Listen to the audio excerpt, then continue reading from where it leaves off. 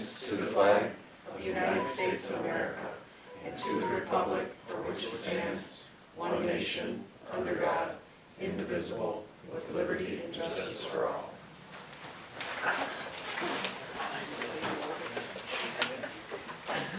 Welcome to the Village Board meeting of January 27th, 2025. Roll call, please.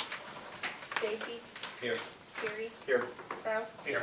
Gardner. Here. Diachenko. Here. Weisbach. Here. In your packet, you have minutes from the prior meeting of January 13th. Does anyone have any changes, additions, or deletions? If not, can we have a motion to approve? So moved. There's a motion on the floor. Is there a second? There's a motion and a second. Roll call. Stacy. Yes. Terry. Yes. Kraus. Yes. Gardner. Yes. Diachenko. Yes. Weisbach. Yes. Okay. Does anyone in the audience wish to address the board? All right. Village clerk's report? No. Nothing? Okay, under my report, I have considered a motion directing the village attorney to draft an ordinance regarding the collection of certain fees for new residential construction. So, when our builders came to us and wanted to meet with Charity and I, as we know, they were potentially buying some lots in Hunter's Chase East. So they closed on the lots on December 1st, we found out. December 9th is when we voted to remove the moratorium on fees. So when they met with us, they had said we went overnight from $1,750 a house to $14,500. Now, to be fair, they knew this was going to happen, or could happen. You know, nobody was sure until the vote occurred, but they had been informed, but they did not own the land yet. So whatever, we had a meeting with both sides spoke, and they had asked if there's any room to be able to meet in the middle. So we said we'd look things over. Well, in the meantime, Charity graciously downloaded me 17,000 sheets of paper regarding this. Is it an ordinance or just code? Ordinance. So the numbers that apply on impact fees, first of all, impact fees, I talked to our village attorney, we're only allowed to use those for land acquisition or capital improvements. They can't be used for maintenance or anything else. So the park impact fees is part of it. That applies to the village. And I feel like maybe we need to look at that and say, how many more parks do we need? Where do we want them? We have these parks, they're great parks, and then we have to maintain them, which takes budget money that we don't have since there's no park district. On the school impact fee side, it was very interesting. So all these fees came about prior to Hunter's Chase being built. So probably 1997, 8, 9, something in that area, and they have not been updated since. And according to the paperwork on the school impact fees, they're supposed to give us new numbers every 5 years.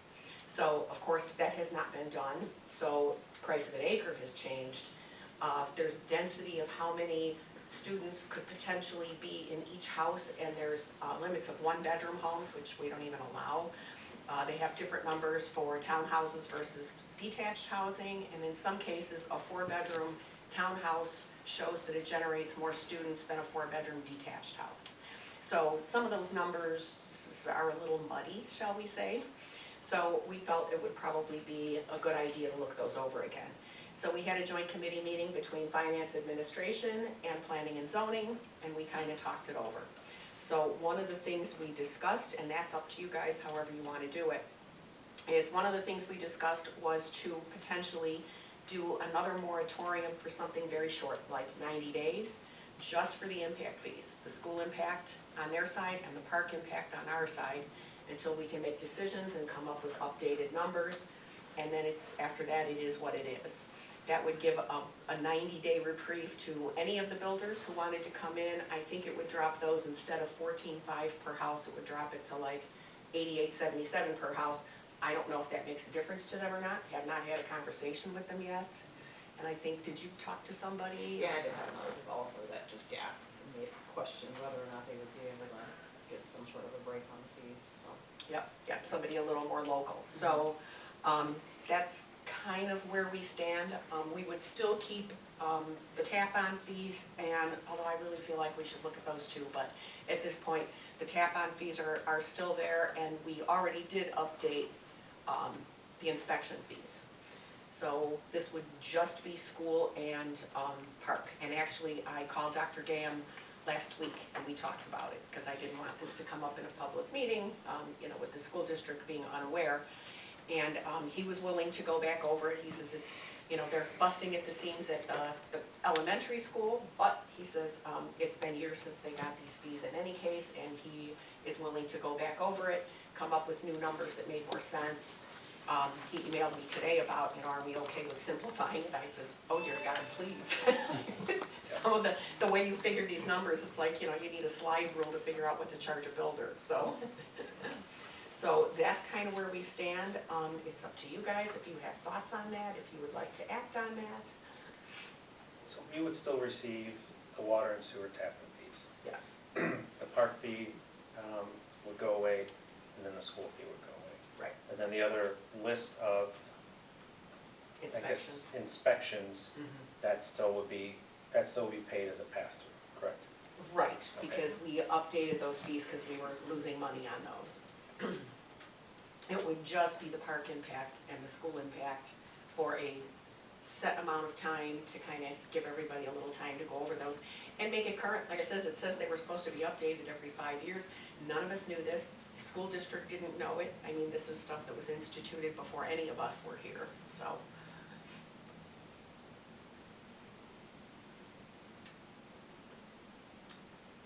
Well, giving them 90 days, I think will get us on track, get the school on track, so I think we should probably, Do the 90 days. I'm in agreement with the 90 days. Yeah, and he felt, Dr. Dan felt that they would be able to get that done and, you know, come back with some more updated numbers within that period of time. Then if there's any other contractors local or anything, then that gives them a 90-day. It gives them a 90-day reprieve as well. So I guess since if we do the 90 days, like what's the board's consensus on, is this something the board would like to see maybe codified to be permanent, or does the board, you know, does everyone just wanna see, let's update the fees, see where they land, and then we can add them back in? Don't know the preference yet, like I mean, if we have another joint meeting, like what's sort of people's leanings? I mean, I don't know if we wanna make it permanent, whatever direction we go, in case we wanna rejigger them a little, you know. So just update the fees and see where they land, and then we can go from there? I would say so. Okay. We may wanna put something in again, another provision. There was no 5-year provision on ours that I saw, but I have to go read through it all again. It was mostly on the school impact fees, but, That's the only thing I saw every 5 years Yeah. was the schools. and honestly, these should be gone over periodically, because even like, You said anyway. yeah, I mean, sewer and water tap-ons, that stuff Yeah. changes, and at the time Hunter's Chase was being built, we didn't have the new wastewater treatment plant then, there was, lift stations had to be built, I mean, there was a whole lot of things that exist now. On the school side, you didn't have the junior high built. I don't think, when they first built, I don't think even the addition was on the high school yet, because my daughter graduated in '03, and her class was one of the first ones to get through the new school, or the new addition, so, well, you were what, a year ahead of her?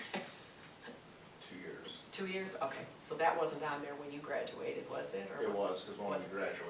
graduated out of the new Okay. gymnasium. It was literally just getting finished then, in 2001.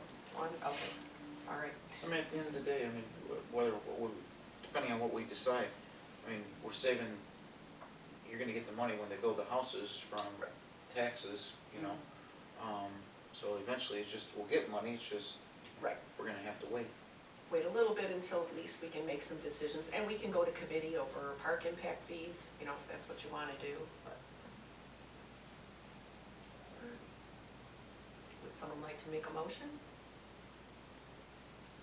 Make the motion to extend the 90 days then, or for the moratorium for 90 days? Do you want to? Just the park and the. For, Just yes, for park and park school. and. just for, yeah, yes, just for the park and the school, or to not have the fees for the park In school, and yeah. the school. Yeah. Okay, there's a motion. Second. There's a motion and a second. Discussion? Roll call? Weisbund, Yes. Diachenko, Yes. Gardner, Yes. Kraus, Yes. Terry, Yes. Stacy. Okay, and that's all I have in my report. So committees, Finance and Administration Committee, Trustee Kraus. Yeah, consider a motion approving the list of bills and payroll in the amount of $530,729.89.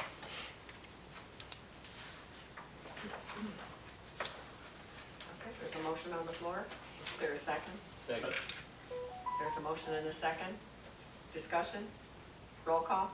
Stacy, Yes. Terry, Yes. Kraus, Yes. Gardner, Yes. Diachenko. Yes. Weisman. Yes.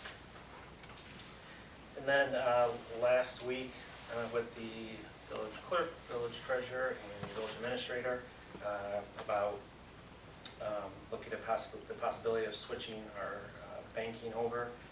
You know, I think next week we're gonna try to next week or the week after, we're gonna try to set a couple meetings, with some banks to see what's out there, what's offered, how it works for us, if it works for the village, and then hopefully next month, by latest, the second meeting in February, I'll have something to bring back to the board, looking for a recommendation, and then we'll go from there.